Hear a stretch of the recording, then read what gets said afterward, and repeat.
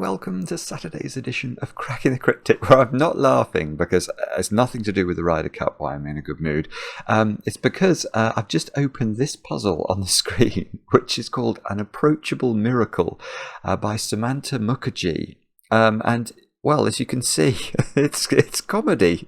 There is absolutely nothing in the grid. A 1 and a 2 outside the grid, and I've had a skim read of the rules, and it's pretty remarkable, actually, this one. Although I have got a couple of ideas about how you might have to solve it already. This is meant to be a very, well, it's in the title, An Approachable Miracle. It's a Miracle Sudoku, which some of you may get done very quickly, but we had an amazing puzzle on the channel 2 or 3 weeks ago by Dorlier, which was incredibly popular because everybody could have a go at it, and yet, you know, when you finished it, you could sense the beauty sort of emerging from the grid, and this apparently is meant to be very similar.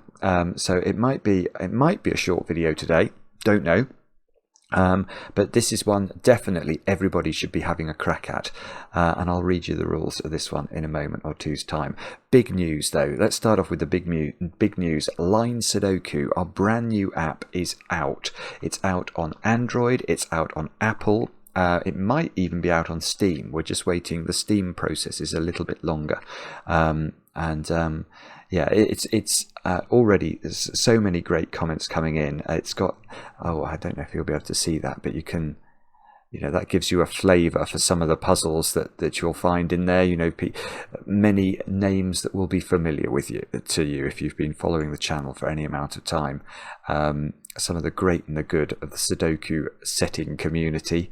And the way you get it is you download the base Cracking the Cryptic app, which is free, onto your device, and then you should be able to find Line Sudoku as a pack that you can get from within that app. So do have a crack at it. Let us know what you think, and if you do like it, give it a nice review, please. That seems to help with the various algorithms that seem to govern our lives. Other news, tomorrow is the 1st of October, and that means we've got a brand new Sudoku hunt coming for you over on Patreon. It's from the Skunkworks. It's themed on trick or treating, and it's full of 6x6 puzzles. So we have finished testing this now. This is going to be incredible. There's a lot of puzzles in this one. To be eligible to win the competition, you only have to solve the first 9 puzzles, but there are a lot more puzzles than that if you want to complete the whole thing. So yeah, this is something we're sure lots of you will enjoy. 4 o'clock tomorrow UK time is when it will release over on Patreon, so check that out. I've got birthdays to tell you about, so let me wish Ian a very happy birthday over in Perth. Ian, you've turned 27 today, and I know this because your brother Ryan wrote to us and said you might appreciate a shout out. I am told you are definitely getting chocolate cake today with the correct ratio of icing to cake, which is 1:1, so congratulations on that. You also wanted a lunch recommendation for when you're in London. I think you're in London next weekend. I've got no idea. I relayed that request to Mark. Hopefully he will drop you an email. He is a doyen of all things lunch related in the capital. Also 2 constructors with their birthdays today. Mavericks JD, who's appeared on the channel a few times, and Ranksk, another doyen of the Sudoku world. Ranksk, it's your birthday as well, so many happy returns to the 2 of you, and I hope you have great days today. And that's, I think, all the news. I'm looking slightly perplexed at that. That seemed to have got through that very quickly. Let me read you the rules of An Approachable Miracle by Sumanta. They are as follows. We've got normal Sudoku rules apply. This grid is so ridiculous. So we have to put the numbers 1 to 9 once each into every row, into every column, and into every 3x3 box. Along a thermometer, digits must increase from the bulb to the tip. Now, there are no thermometers, you may say, in this grid, and that is because our task is to place 9 straight vertical thermometers, each of different lengths, into the grid. All the thermometers must start from row 9 of the grid, i.e. the thermometers all have their bulbs in row 9. So there's going to be 9 bulbs of thermometers in this row, and they all go up the grid vertically. and straight vertically, so they can't wiggle about. They're all going to just occupy one column, and they all have to be of different lengths. Now, what else? No two 9s in the grid share a diagonal. Okay, so if you put a 9 here, then you can't put a 9 anywhere along. In fact, let's put 9 into grid. If that's a 9, you can't put a 9 into any of those squares. I mean, some of those squares are going to be ruled out by Sudoku, obviously, but that's what I take that rule to mean. No 9s in any of those cells. Now, there's a skyscraper rule as well. The clues outside the grid are skyscraper clues, i.e. they indicate how many numbers can be seen when looking into the grid along the column. A number is visible only when it is larger than all numbers that appear before it along the line of sight. Now, if that is confusing to you, do not worry, because we have a magnificent animation made for us by the YouTuber Chain Bear. Those of you who are familiar with Formula 1 may well know Chain Bear. Well, Chain Bear is something of a brilliant video creator. And he made this for us a while back, so let me just make sure it's at the beginning and we can watch it together. So look, you can see, so if these were the numbers in a row or a column of a Sudoku, and we were trying to work out what the skyscraper clue is that goes where I'm moving the cursor here, then you can visualize the numbers in the grid as if they're buildings. That's why it's called a skyscraper clue. And obviously the highest building is a 9 and the lowest building is a 1. But if you were looking from this direction, you'd see the 2, the 4 and the 5. The 1 and the 3 would be sheltered because the 5 would obscure them. And then you'd see the 7, you'd see the 9, but the 6 and 8 would be obscured by the 9. So I'm expecting this to result in a skyscraper clue of 5, because you could see 5 buildings. Let's just check that is what Chain Bear thinks as well. And then, of course, from the other end, you can then run that process in reverse. If you were looking from this direction, what would the skyscraper clue be? Well, it's going to be 2, because you see the 8, and then you see the 9 above the 8. But you can't see anything else because everything else is obscured. So that should be a 2, hopefully. There you go. So it's quite a straightforward rule once you've seen it a few times before. That's all the rules. That is it. Do have a go. The way to play is to click the link under the video as usual. But now I get to play. Let's get cracking. Now, I mean, we can start here, I think, because a skyscraper clue of 1. Well, imagine if we put the 9 anywhere in this column other than in exactly this place. Well, but then you'd see this digit because it's axiomatically less than 9, and you'd see the 9, so this would be at least a 2 clue, wouldn't it? So that must be 9. And then we can use the diagonal rule, can we? So none of... well, actually, it's only going to affect those squares, I suppose. None of those squares can be a 9 now, according to this funny rule about 9s not reappearing on diagonals together. This way, I think we could have worked out these weren't 9s just from Sudoku. Now, what about this 2 clue then? Can we do that as well? Does that mean there has to be... let me just think about this. Well, you could fulfill the 2 clue by having a 9 here and anything here, because obviously you're going to see the anything here and then you'll see the 9 and then everything else will be obscured, and that will fulfill the clue. So that could mean that 9 in this box is there. But I don't think it has to mean that, because what would happen if 8 was here? If 8 was there and then 9 was at the top of the grid, then this 2 clue would still be correct, because you'd see the 8, everything else would be obscured until you got to the 9. So I'm less sure what that means, actually. We might have to think about the thermometer rule. When I read the thermometer rule before I turned on the webcam, it made me think. I just feel like the grid is going to cycle. So if it makes me think, my feel about the puzzle is that we're going to sort of have 1 to 9 along the long thermometer, and then everything else is going to cycle round. But that could be absolute nonsense. Let me just mull this for a moment. Place 9 straight, because well, the thing is, all the thermometers are of different lengths. So there is a length 9 thermometer. And the length 9 thermometer, in effect, is going to correspond to a skyscraper clue that's equal to 9, isn't it? Because to have a length 9 thermometer, imagine this was a length 9 thermometer, straight up the grid, vertical, starting from here, where digits have to increase from the bulb to the tip. Well, the only way they could do that if it's a length 9 thermometer is if it goes 1, 2, 3, 4, 5, 6, 7, 8, 9. So that is in this grid somewhere. There is a length 9 thermometer somewhere.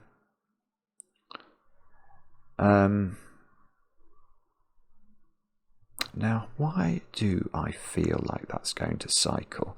So, yeah, okay. I can see one more thing that emerges from that then. So imagine that was a length 9 thermometer.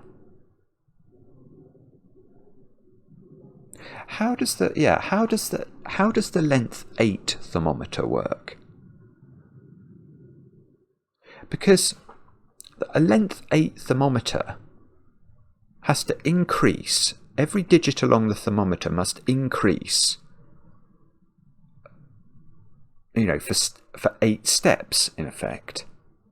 But because the length 9, if this was the length 9 thermometer, that's going to put a 9 here. And that means along the length 8 thermometer, wherever that lives, you could never have the 9 any earlier along the thermometer than in row 2's position, could you? Because imagine you tried to say, oh, that's this is my length 8 thermometer. Let's actually draw this in. If that's my length 8 thermometer, like that, and then you put the 9 here, well, that cannot work because these two cells cannot. These would have to be a 10 and an 11, so that doesn't work. So the length 8 thermometer must have a 9 at its tip. But the interesting thing about that is, and yes, never speak to me at a party. It's never gone well throughout the years. The things I find interesting, and most people find interesting, are they're not in the same parts of Venn diagrams. But look, what's that digit? It can't be a 1. So this thermometer must go 2, 3, 4, 5, 6, 7, 8, 9. Okay, and then we go, well, where's the length 7 thermometer? And the answer is I don't know where any of these thermometers are yet. But the length 7 thermometer, it can't have a 9 any earlier in terms of verticality than this row. But that thermometer can't start with a 1 or a 2. But yet its bulb is in this row. So that's going to go 3, 4, 5, 6, 7, 8, 9. So actually, what we're now establishing is that every thermometer in this puzzle steps up in units of 1. Yeah, I see. All right, so now I'm going to cut. Okay, so let's delete all this. I don't know if I can delete that. Let's leave that red thing in, because let's come to this. What's going on here now?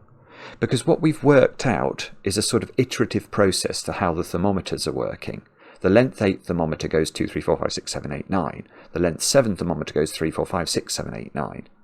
So the length 2 thermometer goes 8, 9. And that means that must happen here, mustn't it? Because we know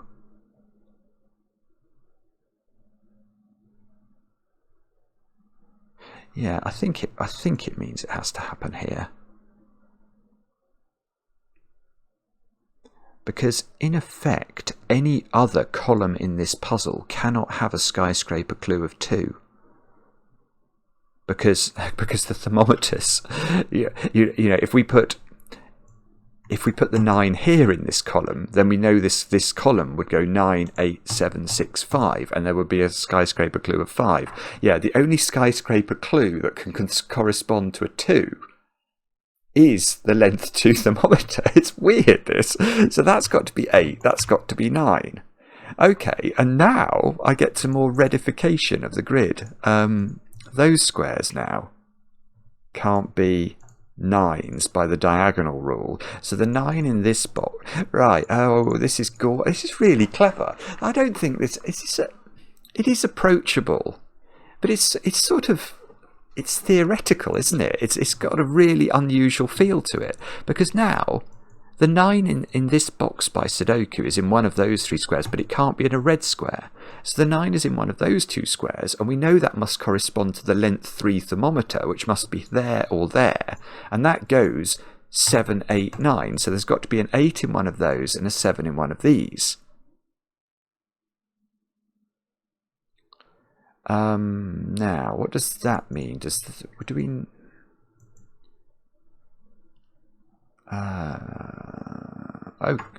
yeah, okay, I see. So then, alright, so now I'm going to ask where the length 4 thermometer goes, and I don't know the answer to that question exactly, but I do know it approximately, because the length 4 thermometer, its nature, if we think about its nature, hang on, let's draw it in for a moment. It can't be here, but I'm just going to draw it in just to show you. The length 4 thermometer we know is going to do that, don't we? And it has to be positioned somewhere. So there's an 8 sort of just below the 9 on the length 4 thermometer. But if that's true, oh dear, I made a ricket in terms of my redification. But if that's true, we can't put that 8, if we put the length 4 thermometer in either of those positions, the 8s will clash in this box because there'll be an 8 in one of these 2. If we put it in any of these positions, it'll clash with the 8 that's on the length 3 thermometer. So the length 4 thermometer has to, well, it can't be there. That's the length 1 thermometer, whatever that means. Length 1 thermometer. I think there is, well, the rules imply there is a length 1 thermometer, but that's a slightly strange concept, actually, now I think about it. But there must be a 9 in one of these, which means there must be an 8. So the length 4 thermometer sits in one of those positions. But,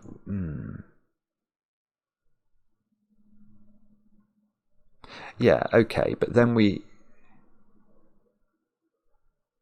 Oh, I see. Yes, okay, so where does the length 5 thermometer go? So the length 5 thermometer has its 9 here, has an 8 here, and has a 7 in one of those positions. Well, you can see immediately the 7s, if the length 5 thermometer was over here or over here, the 7 on that length 5 thermometer will clash with either the length 4 thermometer or the length 3 thermometer.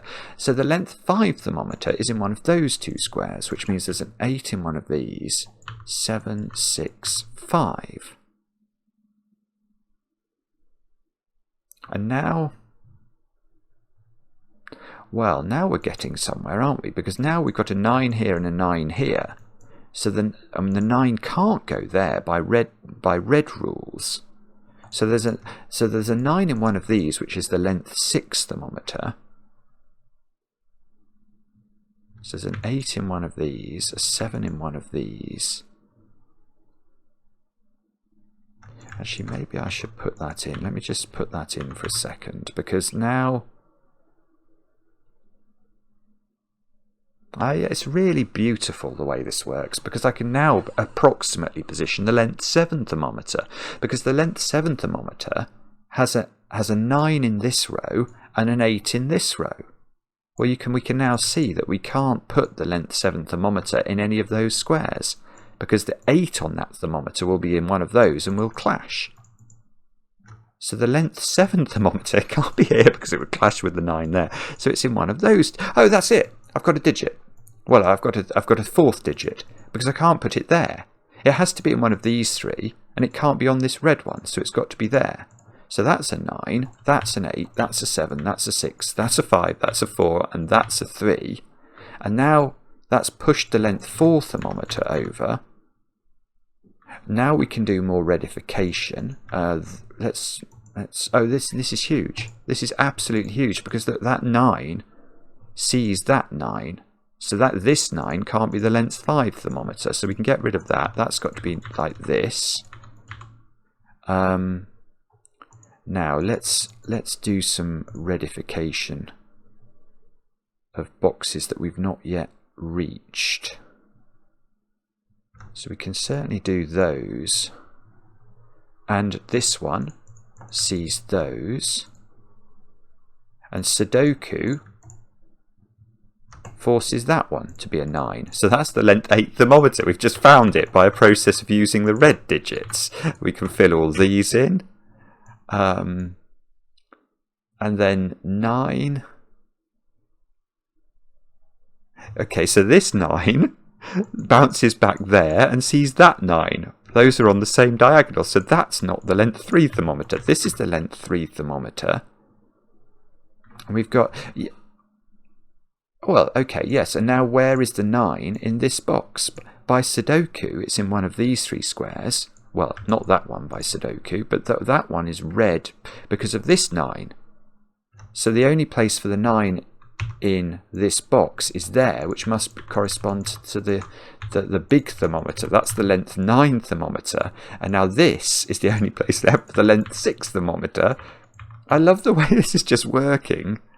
I think we've done all our reds now, so let's get rid of reds, and we can write 1 into that square. So that's a 1, that's a 2, that's a 1, that's a 1. So this is 2, 3, 4. This is 1, 2, 3. That can't be a 1. 1 and oh look, yeah, 1 and 2. In this box have to be there. So this is going to be 1, this is going to be 2. So that's going to be 3, that's going to be 1, that's going to be 2. That's now, no, that's a 2, so that's a 4. So that's a 2, that's a 3. Everything, yeah, everything is cycling. Everything is cycling. I think my instinct here, is, or was correct. Look, above the 9 here, it's going 1, 2, 3. I bet it goes 4, 5, 6. Everything, yes, everything. Why is that happening? Let me just think about that. So, is it necessary that all of these just go in order above the 9? So this will be... Well, yeah, I mean, you can see it's going to work there. That's going to be 1 and 2, isn't it? I think it is necessary, because it feels to me like the 8, along every thermometer, other than the length 1 thermometer, there will be an 8, won't there, underneath the 9. So that will deal with the exact position of 8 in every single column, apart from the column where the 9 is at the bottom.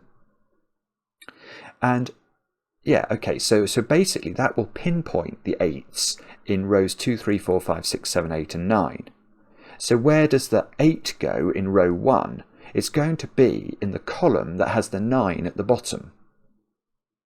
And then you just iterate it. So then you ask for 7. Where do the 7s go? Well, in every single column, the 7 goes below the 8.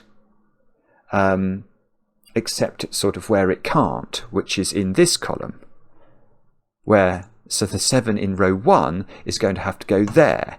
And then you go back down to 6, etc. So everything is going to cycle. I mean, we can do it. Look, we can do it a different way, but you can sort of... Yeah, I mean, you can just sort of see by Sudoku it's working. Yeah, I mean, I think it's just it would fill in just if we did Sudoku. Oh, that's 3 in the corner. That's 3 in the spotlight, proving its position or losing its religion, depending on which version you prefer. Yeah, two's now there. yeah, 3, 4 by Sudoku. So it is just, we could just fill it in. It's got to cycle. 6, 7, 8, and 3, 4, 5. And there you go. That's how to do the Approachable Miracle by Sumanta Mukherjee. That's wonderful. Oh, hang on, what did that say? 171 people have solved this in one day. I didn't realise this was this new. Wow. Wow. It was suggested I do this today. I had no idea that it had just come out, but look, it's really new and it's very popular. And I totally understand why. It's brilliant. It's absolutely brilliant. Nothing at all in the grid. A 1 and a 2 beneath it. A couple of rules which are not sort of chess related, which is normally the way of Miracle Sudokus. And normally to achieve a blank grid and just a couple of clues outside, you have to have an absolute raft of weird rules.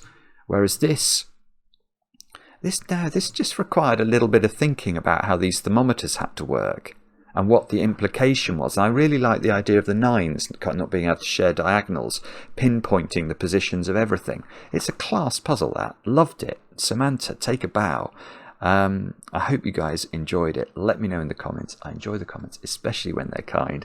And we'll be back later with another edition of Cracking the Cryptic.